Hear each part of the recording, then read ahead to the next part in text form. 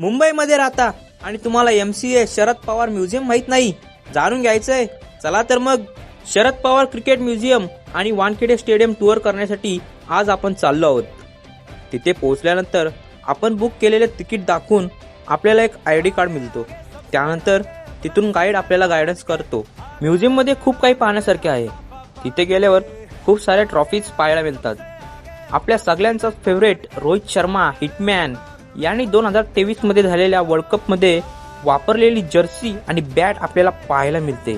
ही आहे सचिन तेंडुलकर सरांची autograph Jersey. पुढे गेल्यावर आपल्याला वानखेडे स्टेडियमचे मिनिएचर पाहायला मिळते. ही आहे वर्ल्ड कप ट्रॉफी, जी बघून आमचे आजचे येणे पैसा वसूल झाले. इथे आपल्याला 1955 पासून ते 2025 पर्यंत आतापर्यंत जे कॅप्टन होते ते सर्व एका फ्रेम मध्ये दिसून येतात. नुकताच झालेल्या ओमान वर्ल्ड कप मधील स्टार प्लेयर जेमिमा रोड्रिगस हिचे ग्लोव्ज पाहायला मिळतात. सगळेच काही पाहून झाल्यानंतर आम्ही गेलो क्विज कॉम्पिटिशन साठी. वानखेडे स्टेडियमवर पोहोचल्यानंतर काय फील येते एक नंबरच. जिथे गेल्यावर एवढंच होतं की आपल्याला बाउंड्री लाईन क्रॉस करून देत नव्हते, म्हणजेच आपल्याला पिच पर्यंत जाता येत नव्हते. वानखेडे फिरता फिरता सगळ्या जुन्या आठवणी आठवायला लागतात.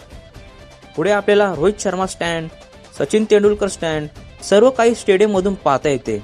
तो पब्लिकचा क्राऊड कसा असेल तो मी फील करत होतो.